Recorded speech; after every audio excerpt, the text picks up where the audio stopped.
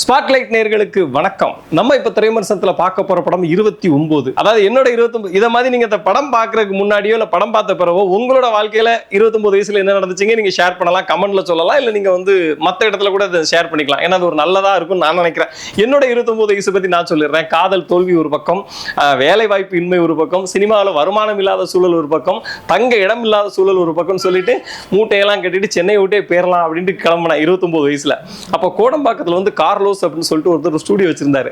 அவர் என்ன கூப்பிட்டாரு, ஒரு பாட்டு எழுதணும்ப்பா வாப்பா அப்படின்னு சொல்லியிருந்தாரு. அப்போ இல்லை சார், நான் மொத்தமாக ஊரை விட்டே போகிறேன், எனக்கு வாழ்றதுக்கு ஒன்றுமே இல்லை, எல்லாமே என்னை விட்டு போயிடுச்சு அப்படின்னு சொல்லி ரொம்ப விரக்தியாக இருந்தேன். அப்போ அவர் என்ன சொன்னாருன்னா, இந்த மாதிரி தம்பி, இதே மாதிரி 29 வயசுல நானும் ஊரை விட்டு போகிறா இருந்தேன். அப்போ ஒருத்தர் என்ன சொன்னார்னா, பீச்சில் போய் கொஞ்சம் மண்ணள்ளி பாக்கெட் போட்டு வச்சு டி நகரில் உட்காந்து இது திருநெல்வேலி மண், இது மதுரை மண், இது தஞ்சாவூர் மண்ணுன்னு சொன்னா கூட 4 பேர் வாங்கிடுவான். ஸோ சென்னையில் நீ மண்ணை வித்து கூட பிழைச்சிடலாம், சென்னையில் பிழைக்க முடியலாம், எங்கேயுமே பிழைக்க முடியாது அப்படின்னு சொன்னார். அது ஒரு பெரிய திறப்பை உண்டாக்கிச்சு. அதுக்கப்புறம் சென்னையிலே இருந்தோம்.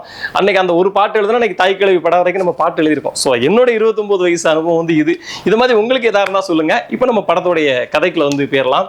29 வயது வாழ்வில் ரொம்ப முக்கியம்னு இந்த படத்தோட ஆடியோ லான்ச்சில் ரத்னகுமார் சொல்லியிருந்தார். என்னோட 29 என்ன பண்ணனே எனக்கு தெரியல, சபரிமலைக்கு மாலை போட்டு போனேன், அங்கே போயிட்டு வந்த பிறகு எனக்கு ஒரு திறப்பு கிடைச்சது அப்படின்னு சொல்லியிருந்தாரு. 29 வயசுல நம்ம தேடுதலை, நமக்கு என்ன தேவைங்க ஒரு தேடலை மையமாக கொண்டு இருந்தா ஏதாவது ஒன்று நடக்கும் அப்படிங்கிறத அந்த படத்தை சொல்ல வர கதை. இதுக்கு மேலே நம்ம கதையை பற்றி சொல்கிறோம். ஹீரோ விது சென்னையில் கிடைச்ச அக்ரிகல்ச்சர் படித்த ஒரு மாணவன் சேலத்தில் சென்னைக்கு ஏதோ கிடைச்ச வேலையை பார்த்துட்டு மேன்சனில் தங்கிட்டு ஃப்ரெண்ட்ஸோட அப்படி ஒரு மாதிரியான ஒரு வாழ்க்கையை பண்ணிக்கிட்டே இருக்காரு. தனக்கு ஏதோ ஒன்று நமக்கு தேவையான என்னன்னு தெரியல அப்படின்ற ஒரு மனப்பதட்டத்தோட வாழ்ந்து கொண்டு இருக்கிறார். அவரோட வாழ்க்கையில தான் கலெக்டர் ஆகணும் அப்படிங்கிற லட்சியத்தோட குறுக்கே வர்றாங்க யாரு, பிரீத்தி அஸ்ரானி. 2 பேரும் ஒரே கம்பெனியில் மீட் பண்ணக்கூடிய ஒரு சூழல் வருது. அந்த 2 பேருக்குள்ள ஒரு நட்பு வருது. அந்த நட்பு காதலா மாறுது. 2 பேரும் காதலா கசந்திருகி 2 பேரும் பயங்கரமான லவ்வோட இருக்காங்க. லவ்வோட இருந்தா கூட ஹீரோயினுக்கு ஒரு அச்சீவ்மெண்ட் இருக்கு, நம்ம கலெக்டர் ஆகணும் அப்படின்ட்டு. இவருக்கு அப்படியான எதுவுமே இல்லை. அதனால 2 பேருக்குள்ள சின்னதான ஒரு மிஸ் அண்டர்ஸ்டாண்டிங் வருது. அப்புறம் அதை தாண்டி 2 பேரும் ஒரு இடத்துல பிரிக்கக்கூடிய ஒரு சூழல் வருது. பிடிந்த காதலர் இணைந்தார்களா, தன்னுடைய அடையாளத்தை 29 இளைஞரான விது கண்டுபிடிச்சாரா, இவங்க கலெக்டர் ஆனாங்களா அப்படிங்கிறத அந்த படத்தோடைய மொத்த கதையா வருது. படத்தோட ஹீரோவை பத்தி சொல்றதுக்கு முன்னாடி ஹீரோயின் பத்தி சொல்லிடுறேன். ஏன்னா ஹீரோ செய்ய வேண்டிய வேலையும் சேர்த்து இந்த ஹீரோயின் செஞ்சிருக்காங்க. பிரீத்தி அஸ்ரானி நம்ம அயோத்தி படத்துல நம்மளை கலங்கடித்த ஒரு நடிகை. அற்புதமான நடிப்புன்னு சொல்லிக்கிட்டே இருக்கலாம். அவ்வளோ அழகா சூப்பரா பண்ணியிருந்தாங்க. சின்ன சின்ன காட்சிகள் அவங்க காட்டக்கூடிய எமோஷனல் தான் அந்த காட்சியை பெரிய காட்சியா மாத்துது.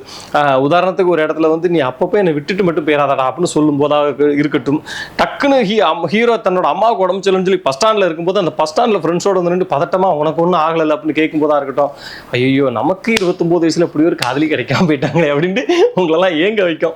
அந்த மாதிரியான ஒரு நடிப்பை கொடுத்துருந்தாங்க. ஹீரோ விது இவருக்கு இந்த படம் தான் இவருக்கு அறிமுகப்படம். முன்னாடி அந்த சின்ன கேரக்டர்ல ஜிகிர்தண்டா படத்தில் நடிச்சிருந்தாரு. இந்த படம் தான் அவருக்கு ஒரு முக்கியமான ஒரு ஹீரோவானுக்கான படம். நிறைய சோகம் அற்புத முகத்தோட தான் வர்றாரு. ஏன்னா அவரோட கேரக்டர் அப்படி தான் வடிவமைக்கப்பட்டிருக்கு. இருந்தாலும் இன்னும் கொஞ்சம் ஜாலியா ஒரு சில இடத்துல ரொமான்டிக் சீன்ல கொஞ்சம் அந்த காதல் காமம் கலவி சீன்லாம் இன்னும் கொஞ்சம் எமோஷனலா கொடுத்துருக்கலாம் அப்படின்னு தோணுச்சு.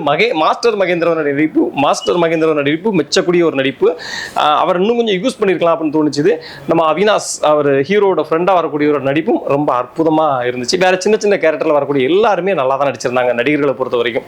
இயக்குனர் ரத்னகுமாரோடைய பலமே அவருடைய வசனங்கள் தான். இந்த படத்துல நிறைய காட்சிகள்ல பெரிய பெரிய விஷயத்தெல்லாம் சின்ன சின்ன வசனங்களா சொல்லி சூப்பரா கொண்டு போறாரு. உதாரணத்துக்கு தான் காதலி எப்படி கரெக்ட் பண்ணணும், தன்னோட காதலிக்கு எது பிடிக்கும் அப்படின்னு நினைக்கிறவங்களாம் கொஞ்சம் 30 வயசை தாண்ட பிறகு காதலுக்கு ட்ரை பண்றவங்களாம் இவரோட வசனங்களை யூஸ் பண்ணிக்கலாம். அந்த அளவுக்கு ரொம்ப இன்ட்ரெஸ்டிங்கா ரைட்டிங்ல எழுதியிருந்தாரு. மாதேஷ் மாணிக்கனோட சினிமாட்டோகிராஃபி சொல்லக்கூடிய வேண்டியது. அதாவது ஒரு எளிமையான கதை இது. அந்த எளிமையான கதைக்கு சும்மா அங்க ஃப்ரேமிங் அப்படி வைக்கிறேன் இப்படி வைக்கிறேன்னு சொல்லி போயிட்டா அந்த எளிமை கன்வே ஆகாம போயிடும். அதை உணர்ந்து லைட்டிங் செட் பண்ணி ஃப்ரேமிங் செட் பண்ணி அழகா கம்போஸ் பண்ணியிருக்காரு சினிமாட்டோகிராஃபர் ஜான் ரோல்டன். இந்த படத்தோடைய இன்னொரு ஹீரோ. அட்டகாசமான பேக்ரவுண்ட் மியூசிக் வாசிச்சு தள்ளியிருக்காரு. நிறைய இடங்களை இளையராஜா ஞாபகப்படுத்துறாரு.